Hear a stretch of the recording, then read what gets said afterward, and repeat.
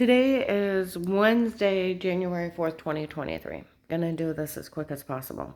Okay, now we all know it's Michelle's dad, the agent that called me back. Okay, Sunday, January 1st, 2023, I'm in Trinity Gospel Temple with my client. Now they all know people sold the login to the production case so everybody knows. Well, someone's on the phone with them.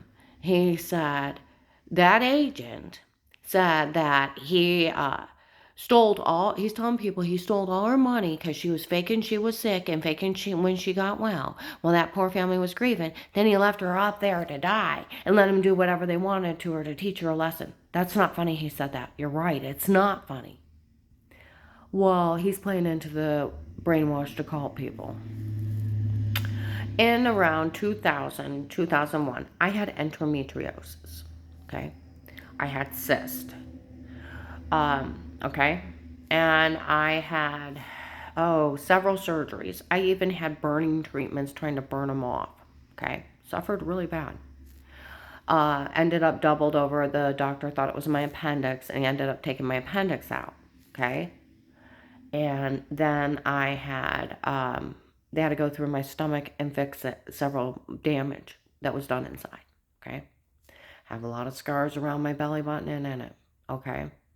Got a 4-inch scar where they took my appendix out. Okay. Then I had the first part of a hysterectomy because I was in my 20s and they wanted to try to save my ovaries. But the endometriosis was so advanced, it came back full strong a few months later, and they had to go cut me side to side and take my ovaries out. Okay. In the middle of that, my gallbladder went bad, and they had to take it out. And then right after that, at my kidney, a stone got stuck and twisted the kidney, or something twisted that kidney tube, shot that was shooting the urine back up in the kidney, and the kidney's bleeding out blood. They had several times my kidneys went to collapse and close off with stones, so they were putting stents up, and I was getting knocked out for that too. But this time they actually had to go through my back. I have a 4-inch scar on my back, and they had to go in and cut out the damaged part of the tube and then repair it. And so I have a big scar. So by then, I am in so much pain. So much pain. I have been cut on 6 to 10 times. I'm doubled over. And then even after that, I had to go back in.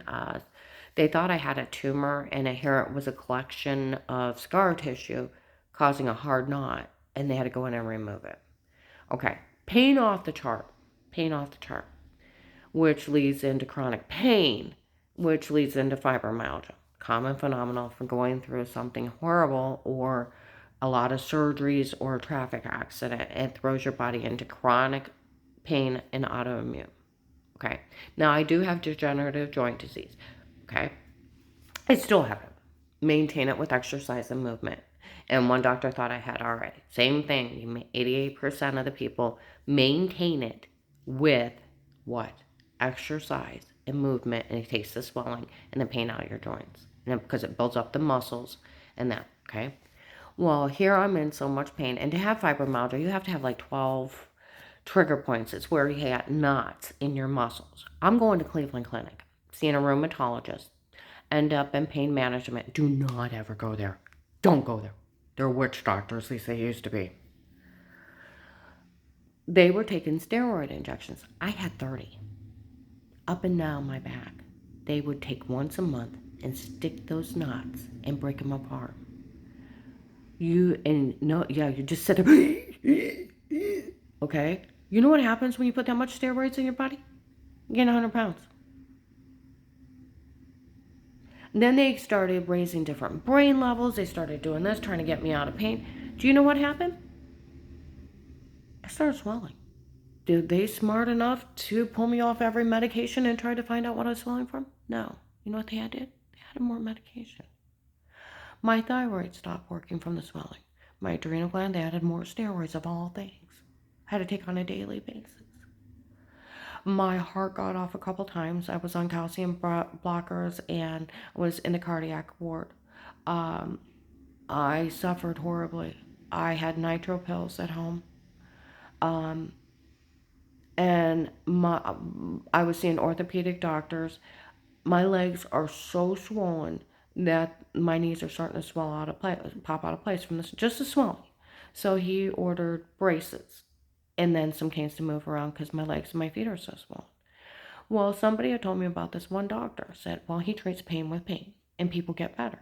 Well, I was desperate, you know? So I go and I see him. He's like, I had a lady not quite as bad as you, and in less than a year, she was running a treadmill. I thought, you're nuts. Well, everybody, including Cleveland Clinic, said, fibromyalgia and all these symptoms go into spontaneous remission. And we don't know why. It's like your body goes into like a post-traumatic syndrome, and it hurts itself, and it's just feeding on this pain, and it causes more pain. And then one day it's gone. And we don't know why. It's like your body just gets over the trauma. He said, and they would tell you when the kids get out and moving. Well, I couldn't move because I was so swollen. Okay. Well, I go see this guy, and he starts taking me off all those medicines. Okay. And he puts me on fentanyl, Vicodin, and some other stuff. Well, first I was puking my guts out. That much pain medicine, puking my guts out. Puking. And once I got used to the meds, within a month, I started getting up around the house. Wore my braces because my legs are still swollen and my knees are sliding, and I'm going to orthopedic doctors and they're pulling syringes of fluid out of my legs. And they're putting more steroids in my joints. And it's happening a lot. My God, I had some guy when the orthopedic doctors didn't numb my knee before they did it.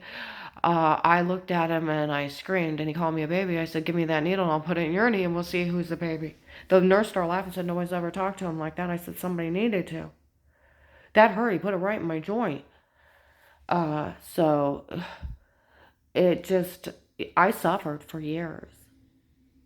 And just like they kept telling me, it would go into spontaneous remission. Now I'm working with this doctor. Within 2 months, I'm driving a car. I got enough feeling back in my legs. I can drive. I'm toddling around the house without my canes. I put the braces on, toddle around. There's a few times I did it without, and sometimes I fell because my legs were numb or they slide out of place. It had happened. But I could actually get up, and I could move. And even on May 3rd, 2003, Dave had lost his job the year before. Midwest Rubber had closed down, and we had went Chapter 7, and we got locked out of our house. Well, we had got a different job. We changed it to 13 and we got our house back. Well, while we were locked out, somebody vandalized our house. Okay. So our whole family's in there working on our house. Okay. And I'm up toddling around and da-da-da-da-da without the canes. Okay. All right.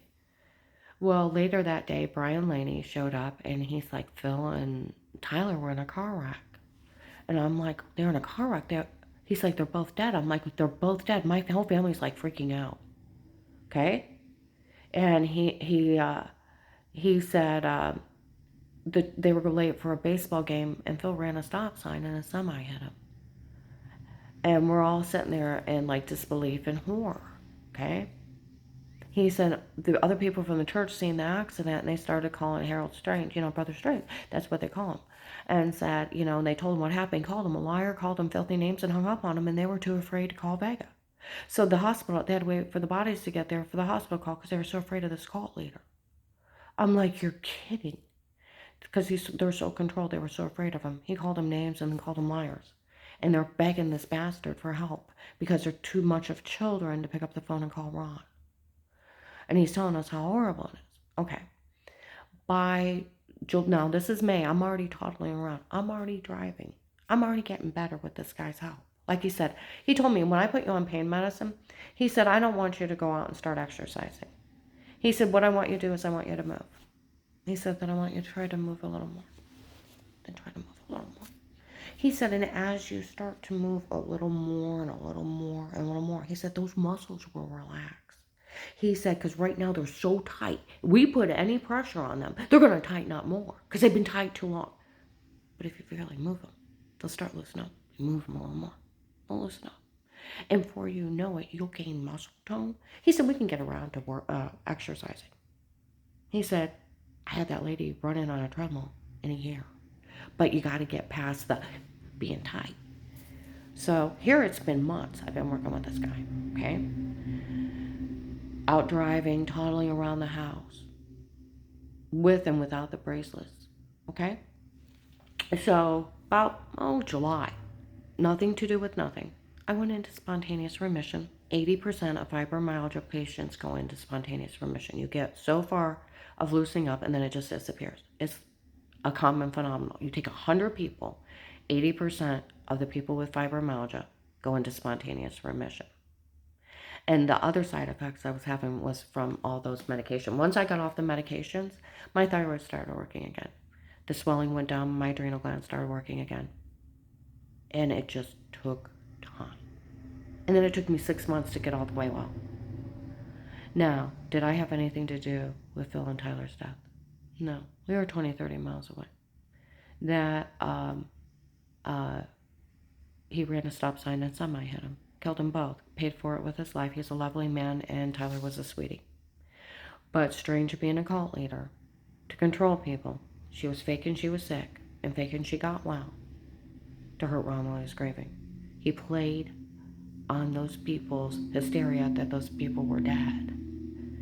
And here I got well a few months later. Did a witch hunt. And I had nothing to do with nothing. And you know what's sick? Is Lisa and Ron seen me go through surgeries. Everybody knows going through surgeries. Everybody's seen me deteriorating. Everybody's seen me gain weight. Everybody's seen me swollen as huge as can be. So then they seen me starting to get better. Because even Della, my one friend, came up to me and said, Karen, you're getting better. Look how much weight you're losing. Even with just moving around. She's, because I had gained over 100 pounds. She's like, look at you. You're getting around better. Mm-hmm. And she came up and she said something. And how she was noticing I was getting better before I got well. Huh? So they seen me. And everybody knew of all the surgeries. Everybody seen me gain the weight, swell up, walk with canes. And then they seen me starting to get better for months. Because even Della came up and said, Karen, look at you. You're getting stronger. You're getting better. And look, you're even starting to lose some of that weight. Because I got off the medicine. The swelling was going down. See what I mean? It's like you would have to not have a brain cell in your head. Not one brain cell. We watched her for years, go in and out of hospitals. We watched her swell up. And then we watched her starting to get better. And then she finally got well. It is by the grace of God, but it's a common phenomenon. 80%, you take 100 people, 80 of them are going to have spontaneous remission. You go through this bad trauma, your body goes into chronic pain and autoimmune disorder because it's in like hyperdrive tightening up. And then all these bad things happen, and then you just got to get your body moving, getting it relaxing, and then it automatically goes away. They said they don't understand. It's like you go into post-traumatic syndrome, and then once you get moving, your body just heals itself, and then it goes away instantly. They were telling me in 2001. So for that agent to say he stole my money because he knew I was sick and thinking I got well was bullshit. He could have went up to those brainwashed occult people instead of playing them. Could have pulled it up on Google and said 80% of fibromyalgia patients get better and spontaneous remission. And the ones with arthritis maintain it, and it appears to have spontaneous remission with exercise and movement. It keeps the swelling down all the joints and the pain. So everything that happened to her is actually explainable, and she's got proof from Cleveland Clinic. She had fibromyalgia. She had the trigger points documented by rheumatologist pain management up there. She also has orthopedic doctors. She has MRI reports. She has blood work, and then even cardiologist where her heart got off from all the meds. Why wouldn't you be grateful that she got better and she had nothing to do with that kid's death, and that's a witch hunt. And you better not touch her, and I'm getting her out of here. You've lost your minds. See, that's what somebody with an IQ. And then you got to thinking they were saying that it was all drug dealers that did this to me. Well, what makes it a oh my God is I called the FBI hotline. I called the hotline. Okay? We'll have an agent call you back. Now, I'm already being drugged up there. Everybody knew. Someone kicked in my door within 6 days. Okay? Everybody knew. All of a sudden, I'm waking up with big bruises. Everybody knew. I was getting dizzy and almost passing out. The woman that can walk 3 miles all the time. The woman that moved all that stuff into the storage unit. You just get little tiny impact bruises. I had giant ones, noticeable everywhere. And everybody thought I was working too hard. But I worked that hard before I left there. Huh? I wasn't getting dizzy and passing out. Or almost passing out. And yeah. And they're trying to put it off of that. They didn't know they were stalking me. They didn't know they were photoshopping shower scenes. And when people found out they were watching me in the shower and doing that, people are horrified. And then where I'm getting dizzy, I'm throwing up, and to find out they were date rape drugging me, you know what? It's awful. It was that agent out of the area. The retired Judge Pete, they were in the store that day where for it's my daughter her husband dates. He met her in Ravenna when she was having a stomach spell at a store. It's for my daughter. They did all this for, and our family watching her doing this. It's Michelle's family, okay? Michelle shows up at Faith Family Church in front of people. Young blonde girl, my dad's FBI, he works the case. I date Dave. Well, he can't work the case because she dates Dave. Retired Judge Pete, they said that it was her dad, he's probably her granddad. Because the Alex and the Bill from Freemason, the white hair guy with his hair parted on side, looks just like Judge Pete. And they're probably brothers or cousins. And it was their family doing this. And what makes it, oh my God, they did it with drug dealers. That's why those people were showing up and they were using sodium pentothal when they were date rape drugging me. Because you can't get sodium pentothal. It's lethal. It's outlawed in spy flick movie stuff. He's ran this like a serial killing movie. And then where I called the hotline, I couldn't get out of bed because they were drugging me up. And then I make myself get out of bed and I call Sarah, and Sarah, of course, she said she'd witness for me because Katie Brothers was leaving threats in the mall. And I had to buy her car to go out. We put it in a locker. Paul Paymer gets in Dave, when we go up to Apostolic Church of Barberton, Paul Paymer gets in Dave's face. My God, I had an FBI agent in my office. He's right there. He actually pointed at a Starr County sheriff in plain clothes. Why was he up there? See, that's where the point of it is. Dave was dating his daughter. Dave already knew. That ought to curl your toenails. What the hell was he doing at Paymer's? Dave already knew. Dave already knew. Huh?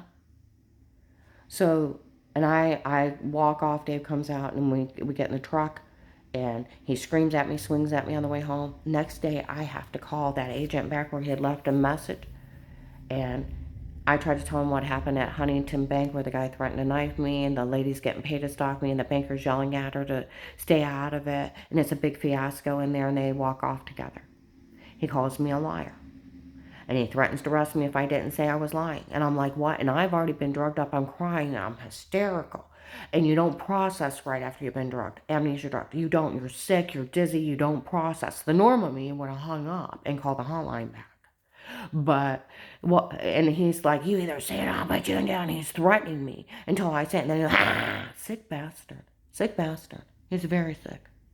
And then do you know if his girlfriend, I don't know, some guy's rambling, tells him to stop. Then he's like, why would that be? I help a person like you. Well, for one thing, you're a higher law enforcement. You get paid by the tax dollars, and you should. That's your job.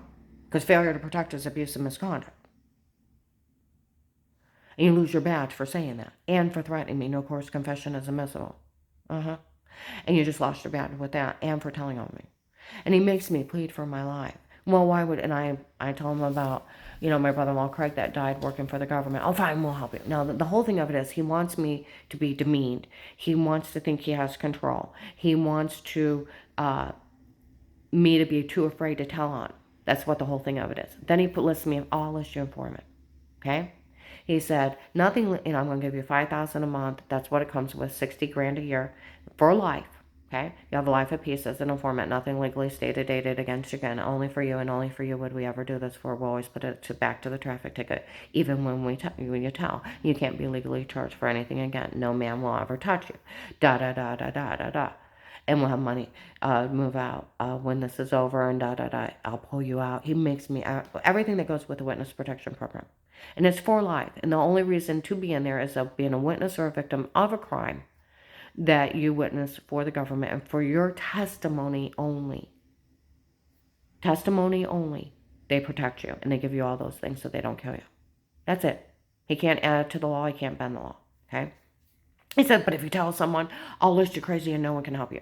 Okay, for one thing, he's not a psychiatrist. He can't list me crazy.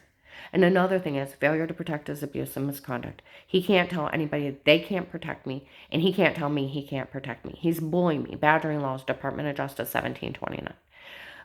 Embezzlement charges, S641. Withholding money or misdirecting it is embezzlement. Under 100 is up to a year. Over 1,000 is 5 years to 30 years. Everybody's been talking that he stole the money on day one. He did it because he's a thief and he's in drugs. He stole over $300,000 from my case.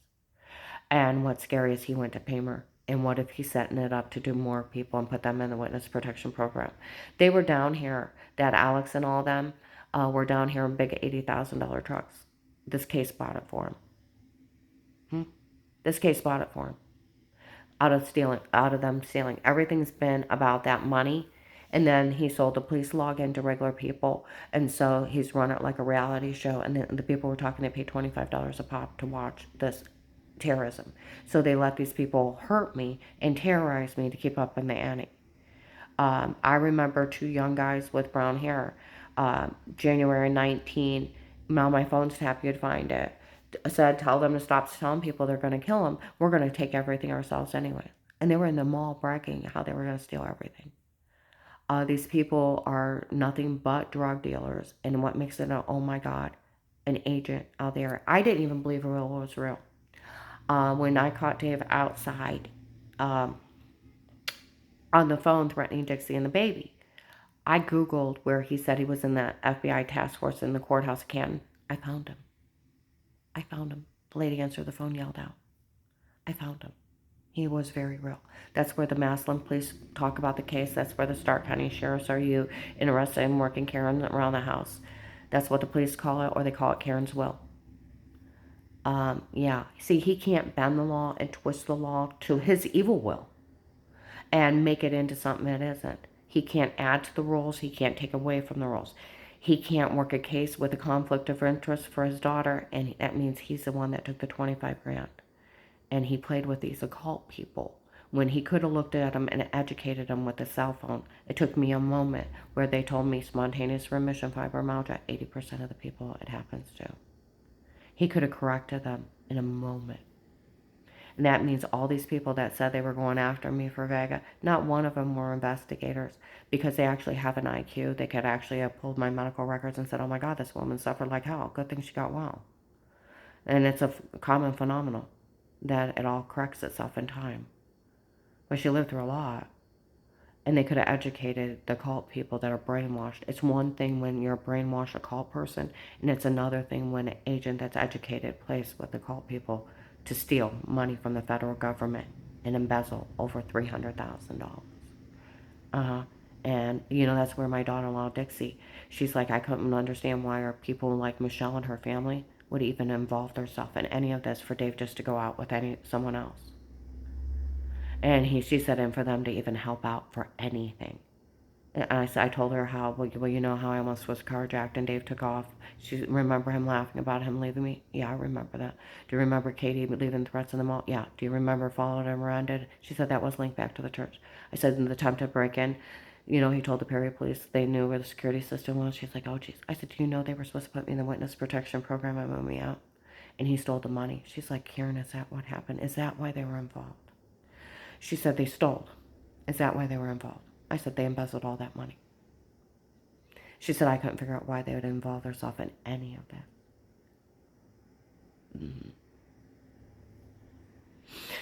So I'm going to go ahead and upload this. Yeah. Because she knew Judge Pete. She knew all that. It's their family. They're running a big scam down here for people's low IQs with their drug dealing friends. That's where it becomes an oh my God case. See, I worked in a bank. You can put my social in. I called the hotline. They'll find out what agent called me back. And then they got him badger me. It's 5 to 7 years. Him opening that account. And then they can always trace where that money went to. And see, the government still owes me that money. He didn't steal it from me. He stole it straight from the feds.